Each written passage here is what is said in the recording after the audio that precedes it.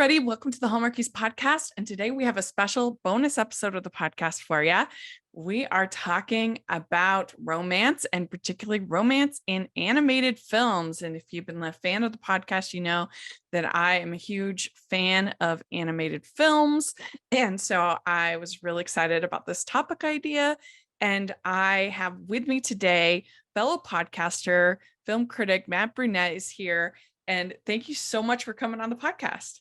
Hey, you're very welcome. I mean, it's always been a blast to go and collaborate with you on stuff. And yeah, this is not my first time doing some kind of podcast thing with you, but definitely my first time here in the Hallmark podcast that you have. So definitely great to be here. Yeah. So since your first time on Hallmarkies, why don't you introduce yourself to the listeners and tell them a little bit about what you do? Okay, certainly. My name is Mat Brunett, or you probably know me more as Animat. I don't have my signature orange fedora, but yeah, that's one of the things that you may recognize me more.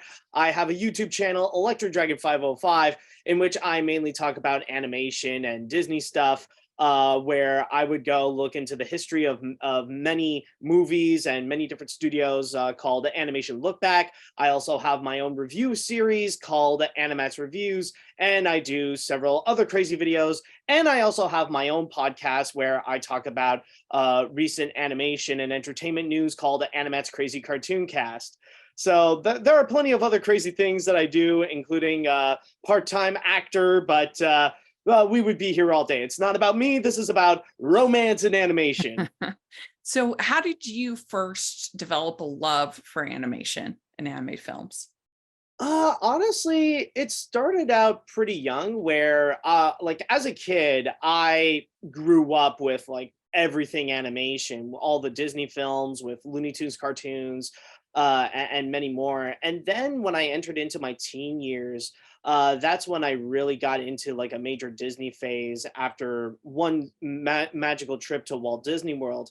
Then I guess from there, the love for Disney kind of evolved into a love for animation. And I guess I just never really stopped from there. Mm-hmm, mm-hmm.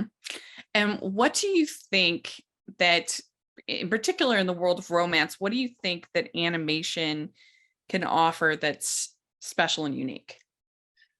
I mean, animation always has a more artistic way to go and express filmmakers, to go and show this a unique world, and to go one step beyond of what you can normally do in live action. I mean, when you would watch live action romance films, usually they would be set in the regular real world, but in animation, they do stand out in a way that can be more fantastical, that you could really expand more than just the typical romance happening. You can also do a massive bonus to create this unique world that is all around you, or have this unique art style that can be developed to go and further expand or to present this love.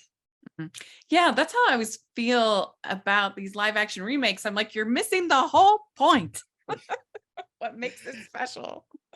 Exactly. I mean, with live action remakes, that's what they are. You're taking an animated world and then suddenly you're bringing it into live action, which sometimes it doesn't really work. Especially with the case of something like The Lion King, or with the animal characters of The Little Mermaid, where you see them now, they're just real animals. It's you're kind of breaking the purpose. It's you're taking real things and you're still treating them as cartoon characters. It's this is why we have animation. Right. Yes. Well, the reason why I thought about doing this episode is because we have Elemental out this month from Pixar, and it's a romance. People are saying it's the first Pixar romance, but I don't agree with that. I mean, because because you have Wall-E and you have Up, which are both definite romances. So yeah. I would debate also Toy Story 4 a little bit, not entirely, but there is that element of romance. Yeah, no, I agree. Yeah, I can see that. But I guess for the record, what did you think of? Have you had a chance to see Elemental?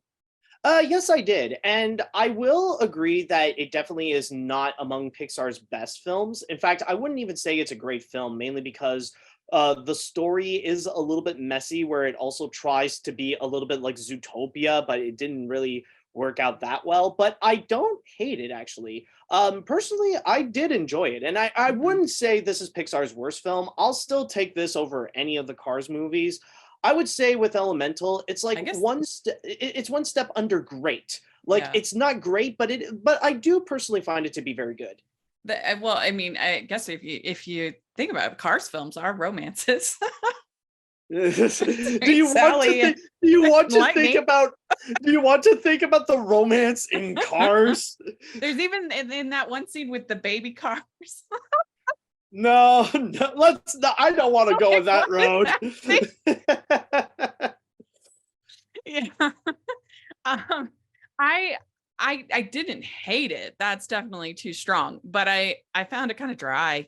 I didn't feel like the story was really there. I was like, why are we spending all of this time on like whether they have the correct permits? Like that's just not interesting to me. I felt like it kind of ended nice and it began intriguing.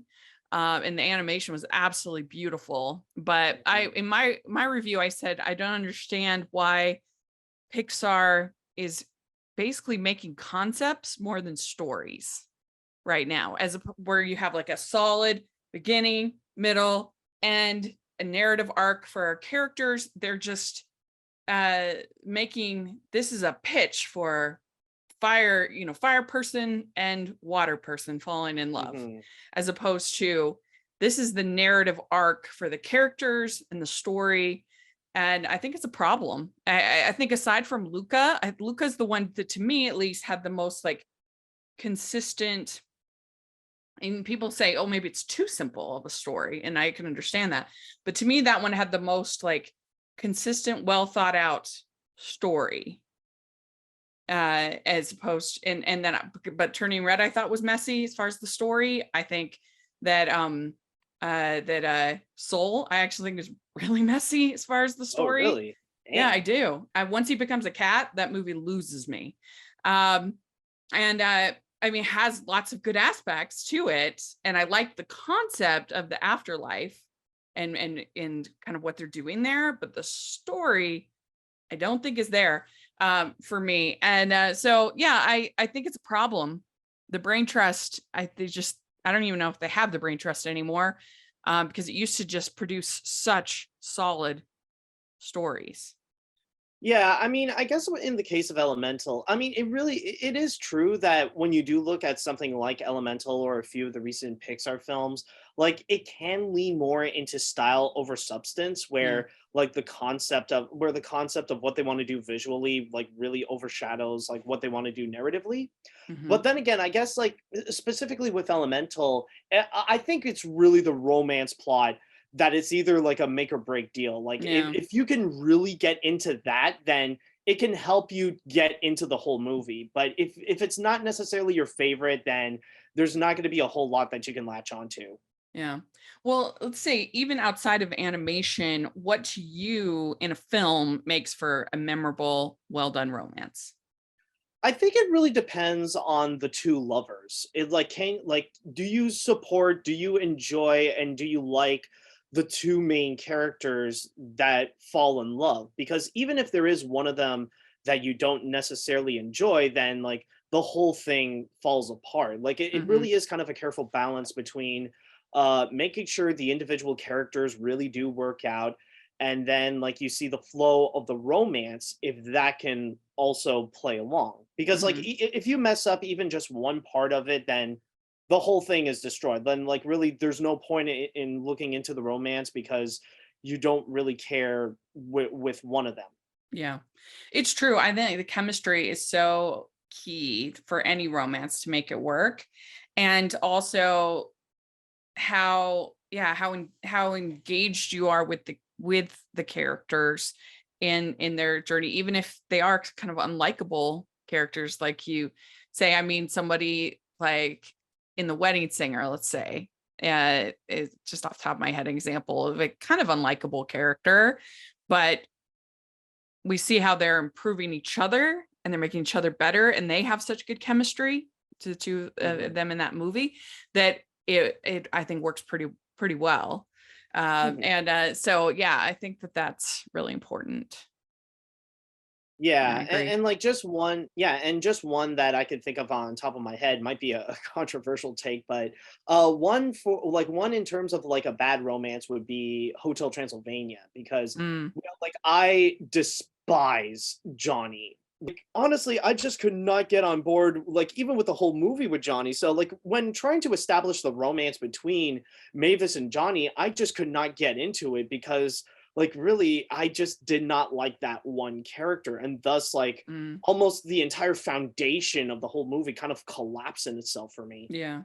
Yeah. And I mean, I can see that too, especially because also with those movies, when you have Drax being just unreasonable. I mean, Mhm. she, especially in the later movies, when she's a child, she's, like she's a grown adult. Like you can't micromanage your grown adult daughter's choices when she is married and has a child. I don't know. It's a little much for that Yeah. overprotective dad trope, that they have in those. But yeah, no, I can see that.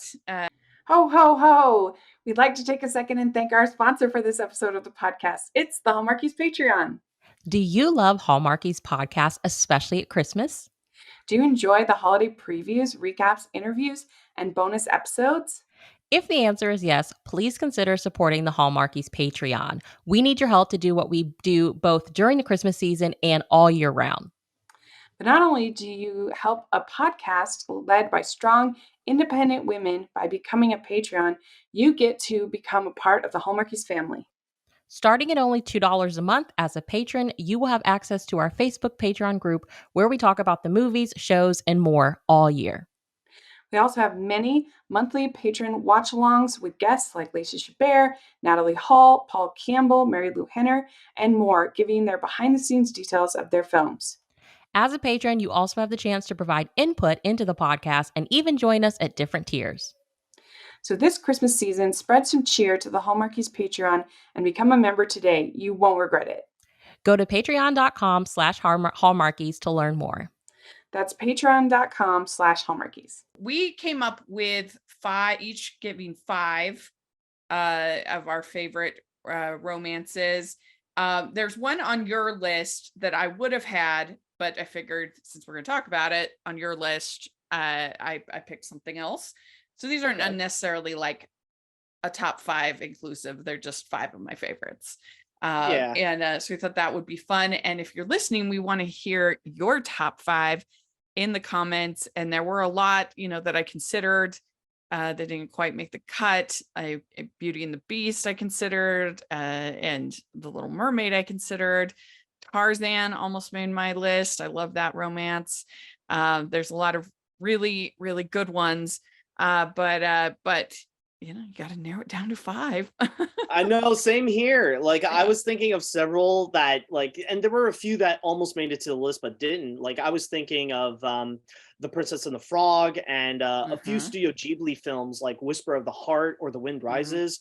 And I even considered the Simpsons movie, oddly enough. Oh, that'd be cute. Yeah, I can see that. Like yeah, there is that romance aspect that actually like really did work and held a strong heart, but ultimately I did have my own top five, so or like I guess unofficial top five, but yeah, like these are I guess you could say my five favorite animated romance films. Well, and I'm not the biggest Despicable Me person. Like they're fine, but I do like I think the romance is kind of cute in that with I forget her name. With Lucy. Is that her name? Yeah. I think so. Yeah. Oh, yeah. It's yeah. kind of cute. I think that was another one I almost considered Despicable Me too. Yeah. Yeah. Another one I like, even though I'm actually not the biggest Wreck-It Ralph fan, I do think Mr. Fix-It and oh yeah, Fix-It the Felix Commander. and yeah. That's pretty cute. Okay, I get. Yeah, that is true. Yeah, it's a good one. That does have a cute romance. Yeah. And some people might include Pocahontas, but I kind of hate that romance. No, in this day and age, no, let's not talk about it. No. Even Disney is looking at it. Even Disney is looking at it and go, nah, let's save that live action remake for another time. Nah. Yeah. Is it really a live action remake if it's like about someone's life? But I just wish they had made her actually like 11. If she really did save, if the whole saving John Smith thing happened, she was like a little girl, which would have been such a better story. You think about Disney, have a child be the hero, like perfect. You got to keep in mind, though, we are talking about the age where Jeffrey Katzenberg was ruling it, and he so desperately wanted his animated West Side Story. Yeah, clearly. He also wanted to get rid of Part of Your World, so his tastes very questionable. Yeah, that is true. That is a very good point. Well, let's get started. Let's talk about our number 5 pick. And for me, this one, if I was just doing my favorite animated films, this would be higher. Is because it's one of my favorite movies, is Makoto Shinkai's Your Name. I absolutely love this movie. I love the story. It's a movie that really takes you on a journey. You get it'll make you laugh, it'll make you cry, it's very romantic at times, it's suspenseful, you don't know what's going to happen. It's very, very, very original and surprising. And I just feel like I learn something new about it every time I watch it. I find a new layer. I just love this movie, and I love the music. I love the animation, and this relationship between Taki and Mitsuha is so profound to me because they have literally been in each other's bodies. They know each other on an intimate level that the average romance doesn't have. And then they forget each other, and they have to, but they remember being a part of each other. They remember that feeling, and Taki is drawn to her, and he feels her presence, knows that she's there. And so the ending, when they sense each other on the staircase, is just like so beautiful, I think, and pitch perfect. And I just love it. I think it's a great movie. And so it had to be my first choice. Oh man, I hate to break it to you, but honestly, for me, I feel like Your Name is a little bit overhyped. I'm not saying it's a bad film at all, but I do find it to be a pretty clever film and very beautifully animated. Yeah. But when it comes to Makoto Shinkai's work, I personally feel like I prefer some of the other ones that he would do later, like Weathering with You. I absolutely adore that one. And even his new one, Suzume, was also a great film. I love it. Both of those are like, Makoto Shinkai is a romantic in the most old-fashioned of senses. Like Weathering with You, the ending is basically all of Tokyo is underwater, but we're supposed to be happy because their love made it, and that makes it all worth it. Yeah, it's basically pick love over the entire world. It's like Japan is flooded, but hey, like we got our love. It is such like a crazy ending, I will say. Really, and Suzume as well. Like, I mean, like we were like, me and my friends, when we went to watch it, we were debating if it would be a case of like Beauty and the Beast, that we'd much rather the guy to be a living chair than the actual dude at the end. Yeah. If people don't know, Suzume is about a girl who falls in love with a chair. It's a boy who's a chair, and she has to do these sort of tasks all around Japan in order to break basically like the curse that's making him a chair. And it was excellent. I don't think in my opinion, I don't think he's had a real like miss yet. No. And so, but I really do love Your Name. It's a movie that really spoke to me. I was definitely part of the hype train. I think I got everybody that I know to watch that movie. So just out of And curiosity, how do you feel about the prospects that Hollywood wants to go and make a live action remake of that? I am not high on that at all. I mean, again, we talked about it that like animation is part of what makes these movies special. And I especially am not a fan of what I've heard, at least the idea behind it is they're gonna move it from Japan to the Midwest, and they're gonna make the story Native American instead of Japanese, which I just I'm just against on so many levels. So I don't know if they will end up What? actually doing that, but I mean, talk about cultural appropriation. um, and like the religious spiritual heart too is like a very important aspect of your name. The spiritual connection, like I was saying, that they've known each other, and they have, like, once you understand the intrinsic value of a person, you will do anything to try to save them and rescue and help them. And so that's like really important to the story. And so to lose that, I think is really bad. And my guess is that it would end up just being like super generic, and that would be very sad. That would make me sad. And I mean, if they were going to do it in Japan, then I guess I would have less of an issue with it. But still, it just seems, I don't know, I'm not excited about it. Yeah.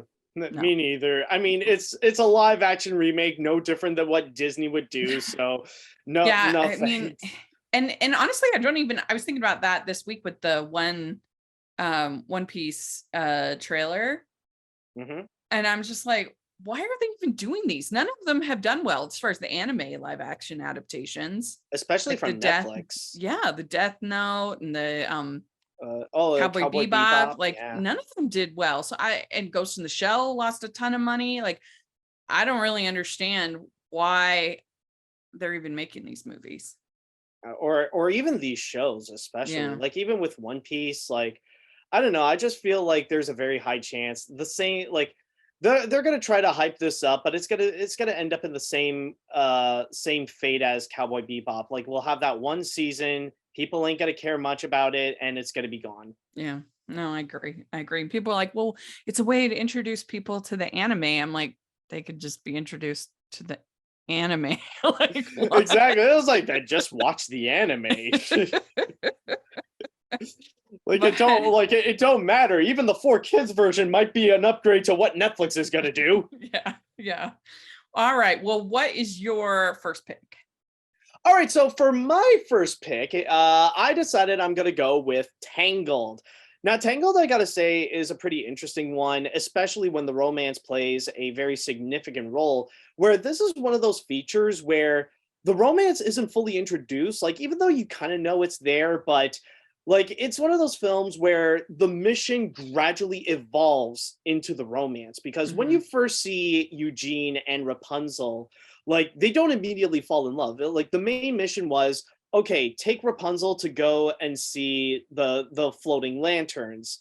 And then like afterwards everything can be done, Eugene can have his crown back and all that kind of stuff. But then gradually you see the two together, and like they gradually grow a bond, and now the movie becomes, all right, it's not really about like the lanterns, it's not really about the crown, it's not really about their own goals. Like later you kind of like learn about these two characters and how like in a way there is some relation to them, like there is a bit of like a similarity, and then you see them fall in love, and then you see the romance like really spark where, but like I would say by the second half, or by the time that they do arrive to the kingdom, like now it's like it really is about like you want to see them together, you want to see them fall in love with each other. Like it is definitely one of Disney's better movies when it comes to establishing the romance. And I just want to go and have a quick comment as well, that on top of the Tangled movie, I would say the series as well, Rapunzel's Tangled Adventure, is also fantastic. Like it's one of those shows where like Disney did so much more than they debatably should, because it's a TV show that's supposed to be like a spin-off to the movie, where like usually those types of shows would be a cash grab, but the people at Disney Television, like they really cared about it and they treat it exactly like how Disney Animation did with the movie, and that is also fantastic and really worth watching. And even the romance is also very well developed, where we do see the relationship between Rapunzel and Eugene continue to grow, and we see like Eugene's pursuit of trying to propose to Rapunzel. Like we see that evolution in the romance. So overall, I think like I would debatably say one of the best Disney, or even the best Disney couple out there, is Eugene and Rapunzel. It's like one of those romances where like you kind of want to wish for yourself. It's like one of those life goals. It's like I want to be I want to have a partner like Rapunzel slash Eugene and have that type of relationship. Yeah, I agree. This is the one that I would have had on my list, but I knew you had it on your list. It's one of my favorite Disney films. In my Disney canon ranking, I actually had Rapunzel at I believe at 4. I mean, Tangled at 4. I love it, and I think it. I've said for a long time, I think it's Disney's first real romantic comedy. You have that time spent, as you were saying, with Flynn and Rapunzel, and that banter between them, and you get to really know both characters, and they have that kind of enemies to lovers sort of plot trope that you have in many romantic comedies. And I think it really works, and it earns its emotion, the ending. I do love the movie. The series I have to revisit, because I was a little bit turned off in the pilot by the fact that Rapunzel was lying to Flynn. And I was just like, to Eugene, she would never do that. She was a very honest character. And so I was just kind of like, what? And she would never. And she was also the person who kept herself entertained in a one room tower for years. And yet she's complaining about like the confines of the castle, and things. And so I was just like, this is not the characters, but I'm so attached to the movie that I think because I've heard that from many people, that like the show is actually quite good. So I think I need to revisit it and give it another chance. But yeah, I love Tangled, and I was kind of off of Disney for a long time. I mean, they had a rough 2000s, early 2000s. Oh yeah, of course. And so I was kind of off from them for a while. Aside from Pixar, and I was actually quite disappointed by Princess and the Frog. I didn't really enjoy it, and so I saw about Tangled. And I was like, oh, it'll be another disappointment. And I went, and I was just blown away by it. I absolutely just loved it. And the lantern scene, I couldn't believe it was so beautiful. And so I love that movie. I think it's a really good pick. And it's definitely one of the strongest, I think, of Disney romances. Oh, absolutely. Like I would kind of disagree about Princess and the Frog. I think like that one did pretty well. Like technically that is more like the first Disney romance, but like Tangled, like they tighten it very strong. And like that's when you could tell like now like Disney, like that's kind of like a confirmation that at the time Disney was really like back in the game, because Mhm. like they were having a rough time starting with computer animation, especially with their movies that weren't as well received, like Chicken Little or Meet the Robinsons. But then like Tangled came in, and that's like a major confirmation that like, okay, Disney is back on top. Disney is back knowing what they do, and like going back into their traditional formula, where like they kind of have a bit of a new twist to it for modern audiences. Like that's the one that really says like it's working out, and that like Yeah. they got a good traction going.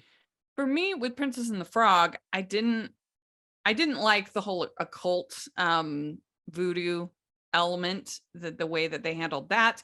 And I didn't like Naveen as a character. I thought he was just kind of slimy and didn't deserve Tiana is absolutely amazing. I absolutely love her character, but I didn't like the fact that she was a frog for most of the movie. So there were just a lot of things that I didn't love about the movie, but it does have great songs, and the animation is absolutely beautiful. So I've learned to sort of appreciate, but at the time it was extremely disappointing to me. But enough. that was just me. But yeah, so Tangled was like a huge surprise for me and a great experience. But it's a great fifth pick. So my next pick is a movie that I can understand why people don't like it, because it does play fast and loose with history, but I still love Anastasia. Absolutely. Yes. I do have a certain degree of nostalgia for it. It was one I really enjoyed as a teenager. And at the time, I mean, I liked it just as much as any of those Disney Renaissance films. I really love I'm a big musical theater person. I am actually a theater critic, is another one of my many gigs that I do. I love musical theater. I love theater, and I love the songs in Anastasia. I even like Dark of the Night. I think it's ridiculous, but I love the animation and the way it's staged, and the song itself, I think, is catchy. I just really enjoy all of the songs. But I think Anya and Dimitri are such a great match, and another sort of enemies to lovers kind of story that'll get me every time if it's done well. But beautiful animation, I think a compelling story, and I understand why some people, because obviously they're taking a real person like Rasputin and turning him into this ridiculous. But I love it. For me, I feel like with Anastasia, I feel like this is Don Bluth trying to be like Disney, and it really worked. Like he tried it before. He tried it before with Thumbelina, and that one, was a bit of a messy result. Yeah. But with Anastasia, on the other hand, that's where like he really got the formula correctly, where to this day some people do mistake it as an actual Disney movie.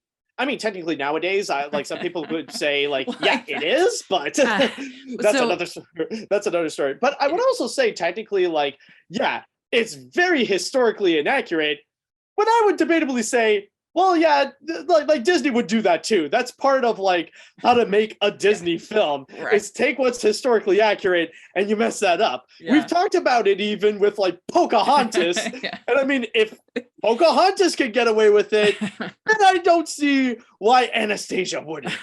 Well, here's a funny story too. So I wrote for Rotoscopers, and I still do occasionally, for Rotoscopers, which is a website for animation, for a long time, and they used to always do a April Fool's article joke thing, and this was probably like 2014, 2015. It was a long time ago. They put for the April Fool's that Disney had bought the rights for Anastasia, and that she was going to be the new Disney princess. Went nuts. I still think to this day it's the most hits they've ever gotten on an article.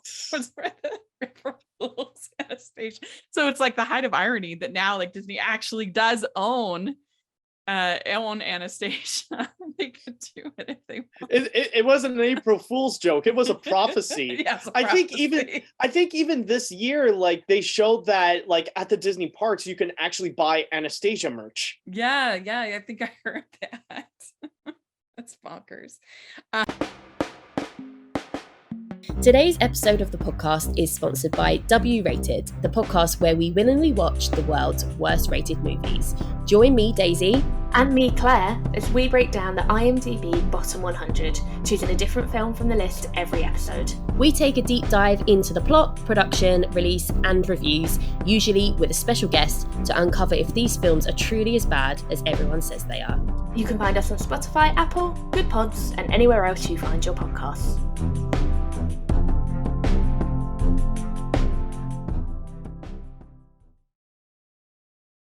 But yeah, I love the movie. I think it holds up very well. And they did the Broadway adaptation of it, and I wasn't actually a big fan of it. I mean, I understand that they have to get rid of some of those cartoony elements. You're not going to have Bartok in Broadway musical. I understand that. But I think they overcorrected. They made it really serious, and I just found it kind of boring. I'm like, they took all the fun out of this. They made Rasputin this general, and he's like hunting her down, and the show is really long, and I don't know. I was like, wow. Wasn't it also based on like another Anastasia movie? Like they kind of mixed the Don Bluth film with like an older Anastasia film and combined that together to make it more realistic per se. Yeah. Okay. They just made it really serious. Everything's like somber, and I don't know. It sounded like it needed more Bartok. Yeah. I mean, so. if Disney found a way to adapt Iago onto Broadway, they could have found a way to do that with Bartok as well. Yes, agreed. All right, well, what's your next pick? Honestly, I went with a bit of a wild card. Like that, this is going to be one where a lot of people would be like, what? But allow me to explain. Yeah. I picked Batman Mask of the Phantasm. Now, I understand that when it comes to romance, Batman is not one of the first characters you would go and think of. But in this version, with this animated movie, I feel like with the romance, not only is it like an integral part of the feature, but for this version of Batman, it's kind of a key component as to how Bruce Wayne played Batman. In fact, like, okay, this might be a big debate, and maybe I'm wrong on this, but I feel like more than any other Batman, this is the one that really plays into the factor of Bruce Wayne the most, and did so extremely well. Because what happened was that, like, this was way back in the beginning of Bruce Wayne wanting to fight crime, wanting to become that vigilante that we know him today. But then everything changed when he met this girl named Andrea Beaumont. And that's where suddenly he becomes so conflicted to either avenge his parents so that he could become Batman, or that he would become what his parents actually want him to be. And that is to be a happy married man.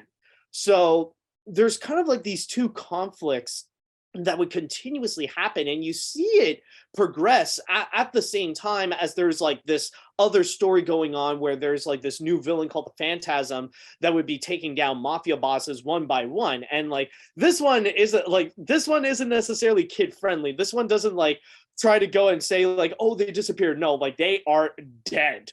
And in this case here, like we see like the two like happening at the same time, and how like slowly but surely we see how they both are connected.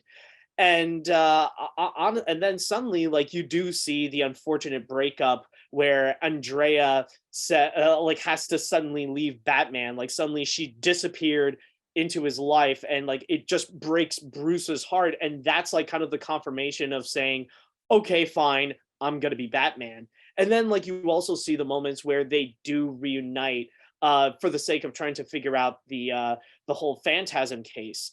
And also it's worth noting that it is one of the very rare movies where Batman is actually more of a detective, where Batman actually goes out, he goes out to legit solve a mystery than to just like fight, like, oh, we know what the bad guy is, we know like what the problem is, let's go and try to kick some butt and save the day and stuff. No, this one actually does feel like a legitimate detective story. Like this actually does emphasize what DC stands for.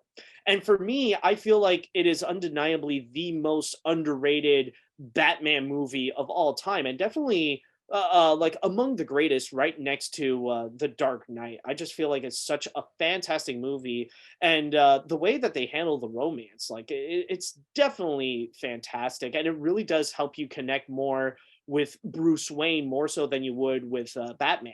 Yeah, no, I love that you put this on there because I completely agree. I'd even personally put this over The Dark Knight. I know, hot take, but ooh, I think that, I mean, I they're both strong films, but I just think that we get to know Bruce as a character in a way in that film that we don't in any other Batman movie. We understand who he is and what he has sacrificed. Because one of the problems I tend to often have with Batman as a franchise is that his rogue villains are more interesting and more memorable than him as a character. And I think that is the difference between Superman versus Batman, is that usually Superman, I think, is more interesting than his villains. His villains are, more generic. And you get, when it's done well with Superman, you really have this of why somebody who is all strength and all powerful, why he cares, why he chooses to help us weak mortals down here. Yeah. It's kind of the question about God. Why does God care about us, about people? So it's kind of a similar thing of what you're saying with Superman. And I think it's not animated, but Superman movies are usually pretty romantic, except for the Zack Snyder ones. But technically I would debate, like, if you want to go into the animation route, there is that 1990s animated series that some people could say is one of the better or one of the best adaptations.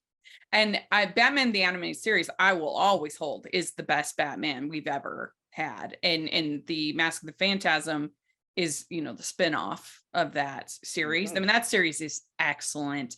And the amazing score it's just absolutely incredible. And I agree with you that in Mask of the Phantasm, this relationship with Andrea Beaumont, and that he has to decide what he's willing to sacrifice to be Batman. And there's a great scene in that movie where Alfred is talking to him and he says, you're walking the line, a line between basically good and evil, and you are at any minute you could fall.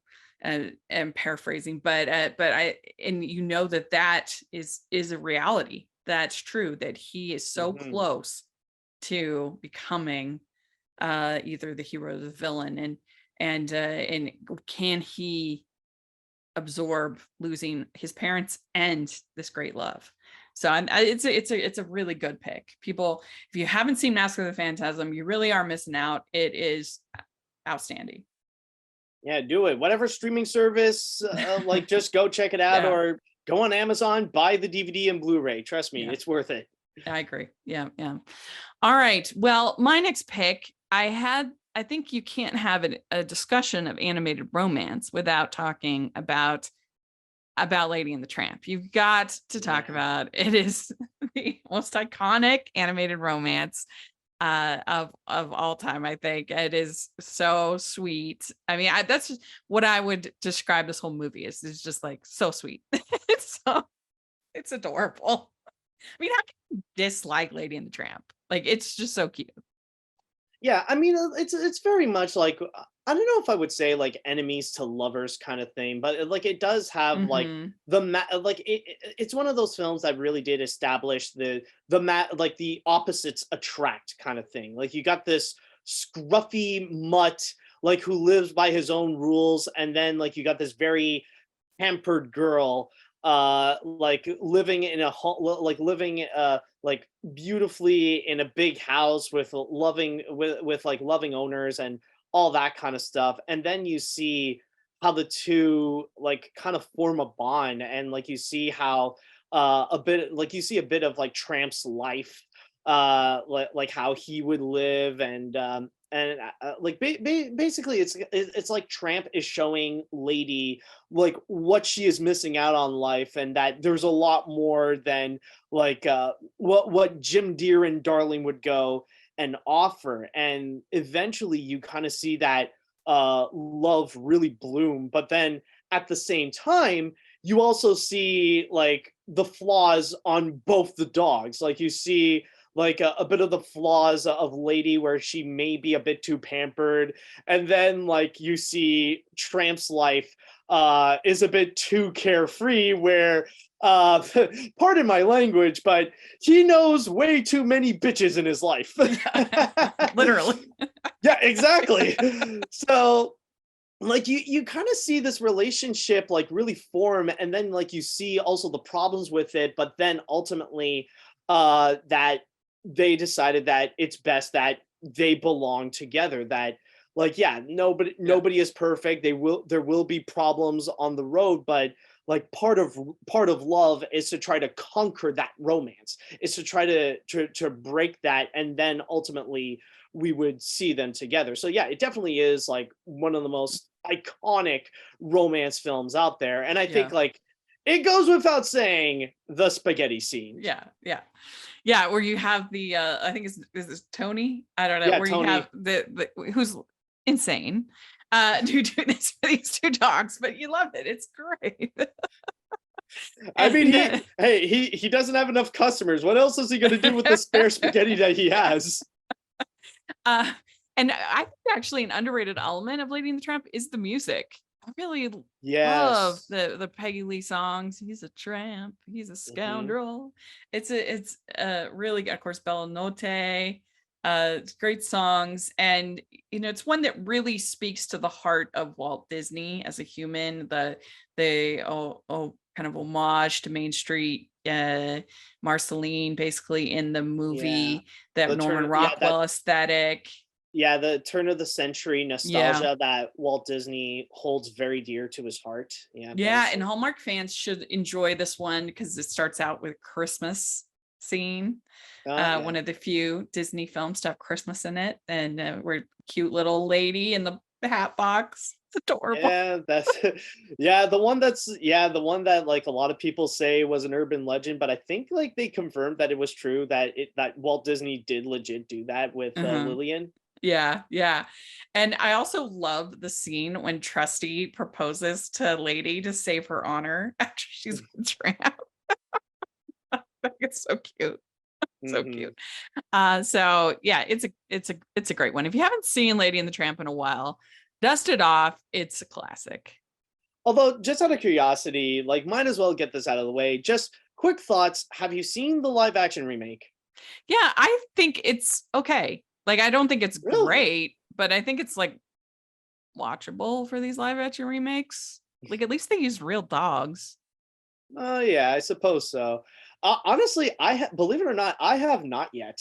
Like, I know, but I guess like at the time it kind of slipped my mind, mainly because, well, it was like it was released at the same time as when Disney Plus came out, and Yeah. everybody was a lot more distracted of like, ooh, Mandalorian.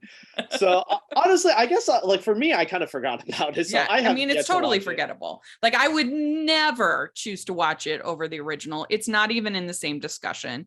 But like, compared to some of these atrocities of the live action remakes, it's like, to me, actually in like the higher half. Yeah. At least it's better than, like, we could say better than Pinocchio. Oh my gosh. If anything, better than Pinocchio. Yes. I that Pinocchio, I think, is in the running for one of the worst movies that the Disney Studios has ever made. I thought it was absolutely atrocious. I think I already placed it as like the worst of the Disney live action remakes so far. Yeah, no like, question. Oh my god. No question. It's right up there with Mars Need Moms to me. It's just like an absolutely atrocious. Yeah. but all right, what's your next pick? Well, for me, I decided to go with Shrek 2. Yeah. And I know technically the first Shrek can also count as a romance film, but Shrek 2, I would say that is actually even better than the first Shrek, because this is one of the rare animated movies that actually looks into what happens happily after Happily Ever After.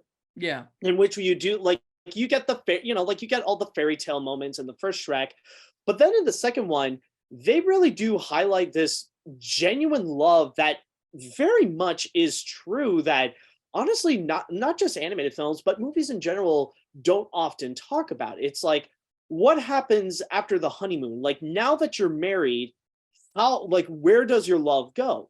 And they present the big obstacle of meeting your in-laws. Like, what happens if they don't approve you? What if like other people don't approve you? And you see like the extra challenges that Shrek and Fiona has to go through. And one thing that really is beautiful about this feature, and I mean, like, there's so much of it that really does work. Like, the comedy is very much on point. I would debatably say it's one of the funniest animated films out there. The animation is also really awesome. I mean, like, yeah, like compared to nowadays, it's not like amazing, but like it's still it still looks fantastic. I mean, it still holds up, but it's really the romance that really does carry the heart, because you could tell that even during the toughest times that Shrek and Fiona still very much care for one another.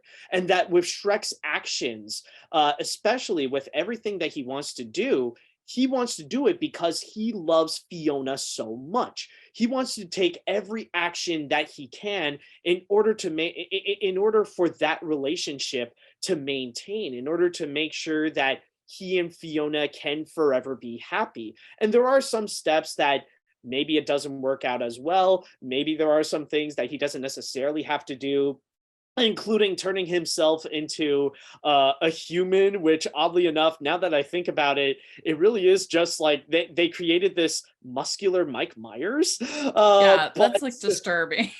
yeah, yeah, it's like the more you think about it, it's like I know they're trying to portray Shrek as like a very handsome and hunky guy, but then you realize it's like, wait a minute, all the facial structure and stuff, no, that really is just Mike Myers. Oh my god. I forgot. I haven't seen that in a long time. I forgot. I was thinking that was in the third movie for some reason when he turns into human, but that's in the second movie.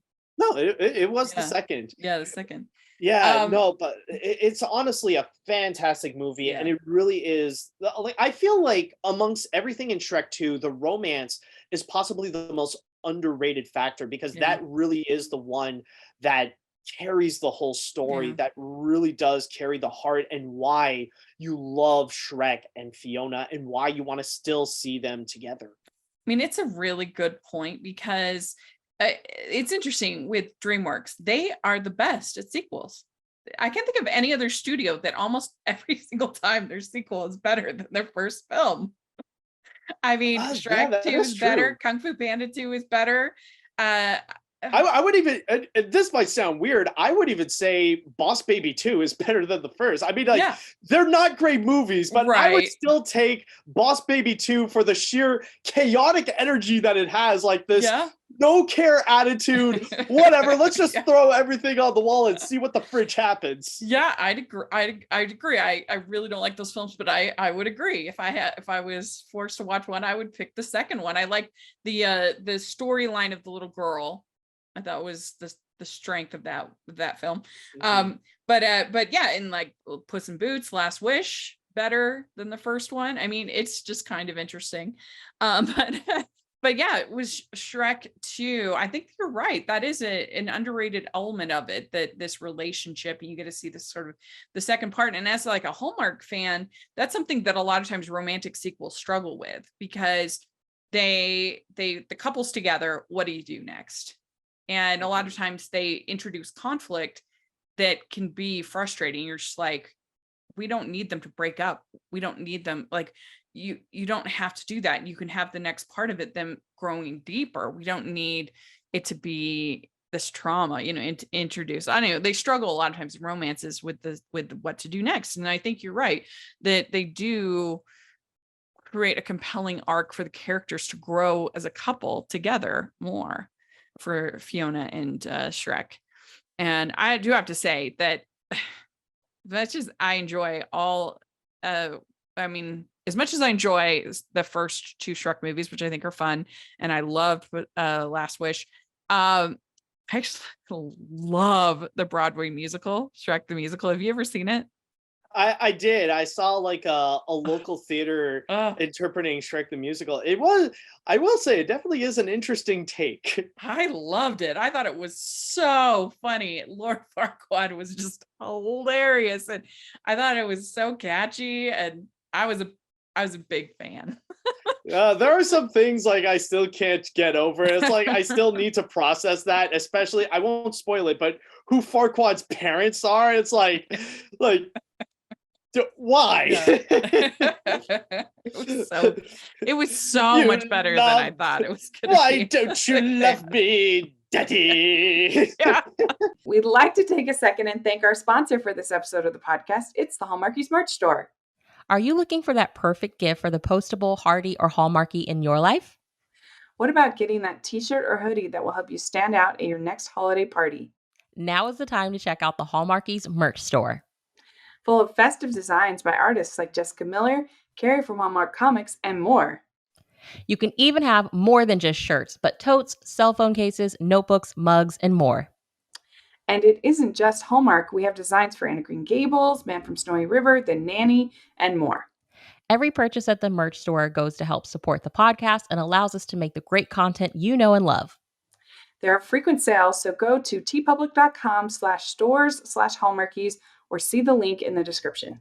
That's tpublic.com/stores/hallmarkies. All right. Well, my next pick is another rom-com from Disney, and I would say Aladdin. I think the relationship between Jasmine and Aladdin is really well done, and you see a character arc between the two of them as he first he thinks he has to be this like perfect prince in order to impress her, and by the end he's able to just be himself and be honest, and he gives up his last wish for a genie. So it's a great friendship story as well as a romance between the two of them, and a whole new world, wonderful sequence, very romantic, and I think it's great. Yeah, honestly, Aladdin is interesting because I really like that movie as well. And I mean, I love a lot of the elements of it. Like the animation is fantastic. And especially, I think it has like the greatest Disney sidekicks you can ever find. Yeah. And like, not just one, but like a whole bunch of them with Genie, Abu, the Magic Carpet, and Iago, of course. But I don't know. For me, the romance is not necessarily something that sticks out the biggest. I mean, like, yeah, I could see it. Like, it does work in a sense. Like, I do understand, like, with the, be yourself, in the name of love. But if you think about it, until then, we had not really ever gotten to know the love interest for our Disney princess very well. I mean, I will always defend like Cinderella and Sleeping Beauty and stuff like that, because I think that it works for those narratives. But it makes sense that you would get to know Aladdin more because it's his movie, like he's the lead character. But we get to know both of those characters, I think, in a way that we hadn't really gotten to know any of our previous leads.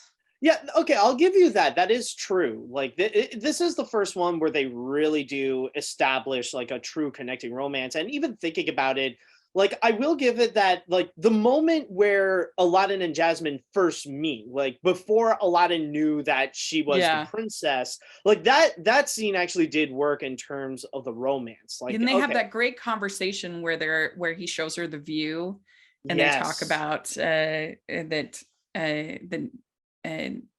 everyone thinks he's just like a street rat, and they have that great kind of conversation. So there are those moments before he's trying to impress her. And ironically, he does impress her more than like with all the stuff. Yeah, it's like it already did happen. It's like his best moments, and when he did impress her the most is when he was himself. Like, he didn't need Genie's wishes and stuff.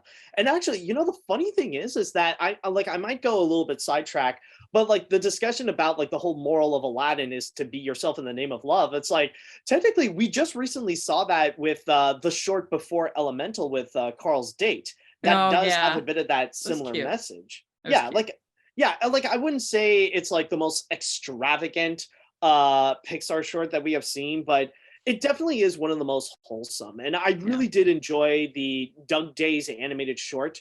So honestly, like, it is like, technically it is like kind of an extension to that, but it's just something that kind of like, it did remind me of another one that like it did work out well in terms of that narrative of be yourself in the name of love, and like having that wholesome and very tender touch from Up. Like, it was very sweet. Yeah. All right, so what is your next pick? Oh, speaking of Pixar, by the way, I know at the start we said like some people think Elemental is the first Pixar romance story. People, did you forget about WALL-E? Because that's really the one that is like the definitive Pixar love story right there. And nowadays, some people would even say it's kind of like the definitive animated love story. Because the thing with WALL-E, like I like what really does stand out with that one is that this is one of the very rare animated movies or modern movies nowadays that would technically be considered silent. Now, I know it sounds weird because with Wall-E, there's like a whole bunch of sound effects. There are dialogue from the people in the giant ship and all that kind of stuff. Like, yeah, there is dialogue. There are people talking. And like even Wall-E and Eve, like they do have their little moments of talking like Wall-E or Eve and stuff. Yeah, like there are those moments there. But a lot of it is expressed through the animation. It's expressed through pantomime, and it's mostly through their minimal expressions that you see the romance. And it's through that, it's through like the limit, it's through the limits of how they can go and express the romance that really does work and that really does get you engaged to see the two fall in love. That's what really does make it work. And and especially with the individual characters, like despite them being robots, like you could feel the emotions like going into them, especially with Wall-E, where like all his life he's literally alone on his planet, and he's just doing his job, minding his own business, and excuse me, but the only way he knows what romance even is in the first place is through old movies. Like he's just watching that one old film, and like you kind of see him, like you see like one of his big goals of like what it means to fall in love is to hold hands. And that was like his big, kind of like his big mission is to find someone in which he can hold hands with. And they do Hello Dolly better in Wall-E than Hello Dolly. Ironically enough. And it only takes a moment to last the whole your whole life through. So sweet. And absolutely wonderful. I mean, that scene in space when they're dancing in space, unbelievable. And it's such a hopeful, beautiful. I know some people think, it's not as good after the first 20 minutes or so. I disagree. I absolutely love the whole journey of the captain and how he comes to realize that he can have like a full life and what he could actually, it's almost like an Adam and Eve kind of story in a way, that he realized like that the, I guess, pains of life and actually like living is better than this sort of this existence that never changes. There's no ups and downs. There's no it's like the one line that he says that really does stick out, like when he was arguing with his own wheel, like I don't want to survive, I want to live. And I don't know if I would say it's more of a Romeo and Juliet thing. I think it's more of the opposites attract kind of stuff. It's similar to Lady and the Tramp, where you have Wall-E that has like a completely different lifestyle of Eve, where like Wall-E is more like similar to Tramp, where like he's just like full on rags. And then like you got Eve, who's a lot like Lady, where she's a lot more pampered, she's a lot more serious. Like she lives in that. But they are into each other. They are into each other pretty quick. Eve and Wall-E, as far as enemies to lovers, they they fall in love pretty quick. And like there are still some parts where like each of them would mess up in a way where like Wall-E can mess up with Eve's regular schedule, and like especially with the defective scene where like they have to go into repairs. Like there are those obstacles that they have to go through, but still though, like you do see the connection between the two. You do see how they fall in love with each other. It's so good. Oh, love that movie. Well, my number one is 101 Dalmatians. Absolutely love this movie. The wonderful romance of Cruella de Vil and her coats. I think Roger and Anita are such a great couple. They're so fun. I love their chemistry and dynamic. And of course, Pongo and Purdy as well. Absolutely wonderful. And I think it's definitely the best meet cute in the history of Disney. The whole opening sequence is so delightful and funny and sweet. And I'm not even a like a particular dog love. I like dogs in movies more than in my life. Like I'm fine with dogs, but I don't own dogs. I'm not like a dog person. And I absolutely love this movie. And one of the things I think they do that's so key is they actually don't have Cruella in the movie that much. Most of the time, the dogs are with Jasper and Horace. And so Cruella is able to kind of come in and make like a really definite impact in the story without overdoing it. And that's something the live action film didn't understand. And also the live action film was in that era in the 90s when every child's film had to be Home Alone. Yeah, like it had to be a John Hughes movie, which I think like didn't John Hughes actually wrote that film? Yeah. No, he did, I believe. Yeah. And so you've got the pratfalls and the booby traps and other stuff like that. But I just think it's such a brilliant movie. The animation is so good. The story is so good. I mean, just incredible scenes like when they're putting the puppies onto that moving van and they're all covered with soot and you see the plop plop plop plop plop of the raindrops and Cruella's just looking like, what is happening here? And it's so good. And the way that her like car transforms as she's chasing them. It's just brilliantly animated and so good. And, but it all comes down to this relationship between Roger and Anita and Pongo and Purdy. Yeah, I think it really is worth noting about the animation, considering it is the first Disney animated movie to really use the Xerox process. And like I know there were a few movies that like sometimes they would have a bit of difficulty to really like get that style correctly to work in their favor. Like they had a bit of trouble in the Jungle Book, and they really had a lot in Sword in the Stone. But 101 Dalmatians had its own unique style that it's surprising that Disney had rarely revisited, but it really did work out to go a little bit more into the realm of the abstract, where this new process actually really worked in their favor. Like and what better movie to use the Xerox style, which if people are listening, you don't understand, it was a way that they didn't have to hand draw the lines. The ink and paint, they used to call it. They were able to make a photocopy, and what a better story to do a photocopy of Xerox style than a movie about Dalmatians that are white and black. Like brilliant. And like spots everywhere. Like, oh my God, imagine animating all those spots. That would be insane. And I mean, they're just so cute when they're like, my nose is froze and my toes are froze. But I'm hungry. Mother, I'm hungry. Yeah. But it's interesting but in terms of the story, I would say it is kind of interesting because with 101 Dalmatians, both the animated film and the remake, I feel like there's kind of like two movies going on. Like you got the first half where it does focus on the romance and like you see the life of Roger and Anita and Pongo and Perdita. Like you kind of see their lives going on. And then you also got the second half where that's more the escape mission, the more trying to get out of there. Get out of get out of Cruella's like lair and stuff.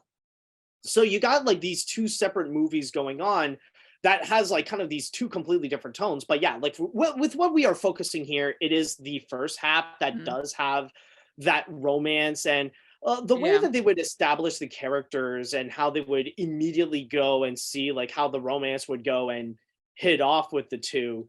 Like, you know, it is like a fun little story. Like you see how like that connection would suddenly work out and how like the dogs want to, or at least like Pongo wants to go and immediately initiate all that. It's just like, hey man, like, yo, you need a girl in your life. Come on, come with me. Check this out. I know this one chick and like she has a really nice Dalmatian. I'm going with the dog. You go with her. All right, let's go. Yeah, it's so good. It's really fun.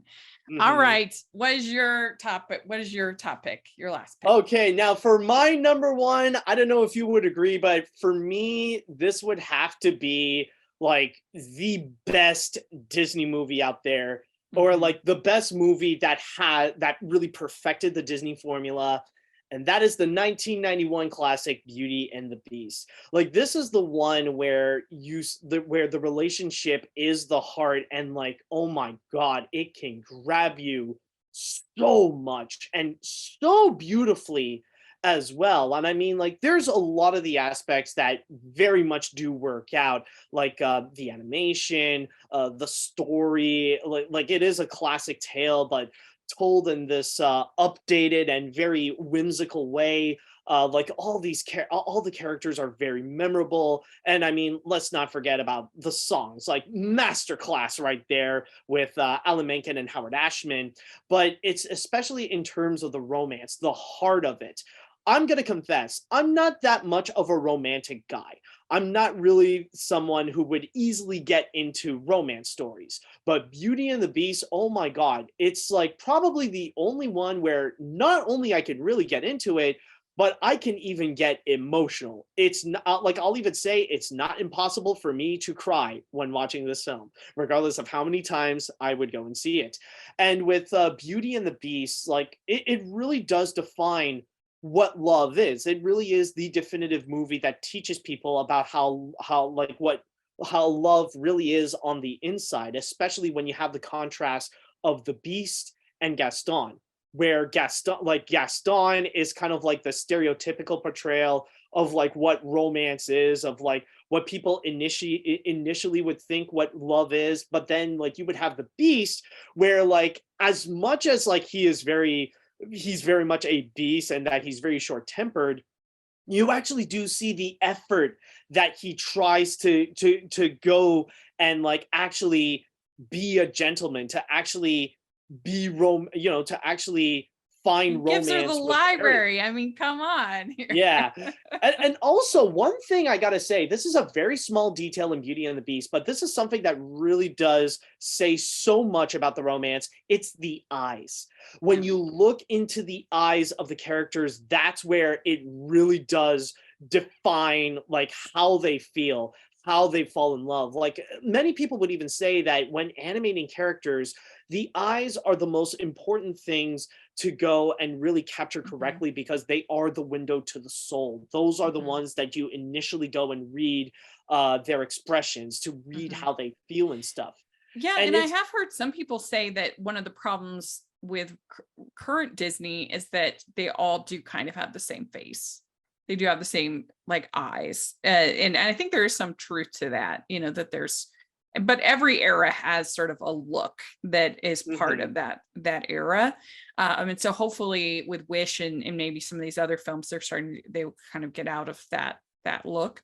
But I'm honestly excited for Wish. Yeah, honestly. Me too. But yeah, no, I completely agree on Beauty and the Beast. It would definitely make my list if I knew it wasn't on your list. One of my favorite movies, one of my favorite Disney movies. It's such a beautiful story, that beauty is found within, and that they learn to love each other. And it's just so well done, incredible songs, and that you take it like a misfit like Belle, and the Beast is there's really two misfits that end up Bonnie. It's very sweet, and yeah, it's a wonderful film. And you also look at with Gaston, that basically he lets one person not liking him like eat away at him, and that can be really easy to do. You can let one person, you can have like 15 amazing comments, people just love what you're doing, and then you have one person who's really doesn't like you, and that if you're not careful, that can like eat away at you, and you can for some reason, we as humans sometimes let the one bad overwhelm all the good. I don't know why. And well, the thing with Gaston is that he's kind of the epitome of toxic masculinity. Yeah, like, I mean, he lived his entire life of like being the champion, of having this boys will be boys kind of attitude. But the moment when one person said, like, everybody would say yes to him, but the moment one person says no, that's when he gets triggered and will really like go out of his way to make sure that the no would just disappear. Yeah, the town hero. He's literally everyone's favorite guy, and some people are like, oh, he like they have this trends like defense of Gaston as the anti-hero. And if you've seen that, but people are like, he was trying to protect her from the beast, from this hideous beast, and I'm like, no, he was trying to force her to marry him. He's not the good guy. There's no way of manipulating it. He was literally going to send her father to a sanitarium if she didn't agree to marry him. He's not the good guy. Stop it with that. No, like that's the thing with Gaston, is that like nowadays some people would consider him one of the most threatening because of how realistic he could be as a villain, because unfortunately nowadays toxic masculinity can be such a problem, especially like when you look online. So Yeah. like you see like many of those toxic traits, and it's like, oh yeah, no, like there could be some Gastons in real life that can behave that way. So Yeah. that's one. So like I would say ironically Gaston is one of those elements in the movie that really did age very well, or it's Yeah. like it aged a little too well. Yeah. It's close to perfect, I would say. Beauty and the Beast. Like some people are like plot holes and stuff like that they quote unquote fixed in the 2017. Oh But God, none of no. those matter because you're caught up in the story. And yeah, I can stand that 2000 the live Oh God, action. yeah. Absolutely terrible. Yeah, Terrible. yeah. Oh, they fixed some things. Yeah. Yeah. Oh, yeah. Like, especially with the romance between Dan Stevens and a Five Nights at Freddy's animatronic. Are you kidding? Yeah, exactly. So there we go. We did it. We have our picks. Yay. This was super fun for me. We've never really talked about animation on the pod on Hallmark's pod. So this was really fun for me. Mhm. And thank you so much for doing this. And if people want to follow you and your content, how do they do that?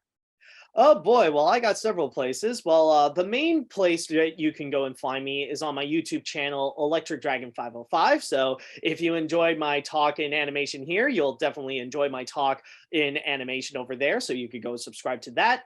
I also have my social media places, including Facebook, where I am Mat Brunett Animat. I also got Twitter, which is at Animat 505. The same for Instagram as well as TikTok. And I also have my Patreon that you could go to patreon.com/animat. And I also have my other YouTube channel, Animat's Crazy Cartoon Cast, if you would like to hear me on my podcast over there. Great. I'll have all that in the description, so you can definitely check that out. And you can find me at Rachel's Reviews, all over social media, iTunes, YouTube, and on Rotten Tomatoes. So check that out. Also, make sure that you are following the podcast, Hallmarkies Pod and Hallmarkies Podcast, all over social media. And if you are listening on iTunes, please leave your ratings and reviews. That really helps us a lot. And if you are watching on YouTube, please give the video a thumbs up and subscribe to the channel. We appreciate that so much. We also have the Patreon group and merch store. You can get hashtag animation junkie shirts at the merch store. So check that out. And thanks again. We'll talk to y'all later. Bye. See you later, dudes.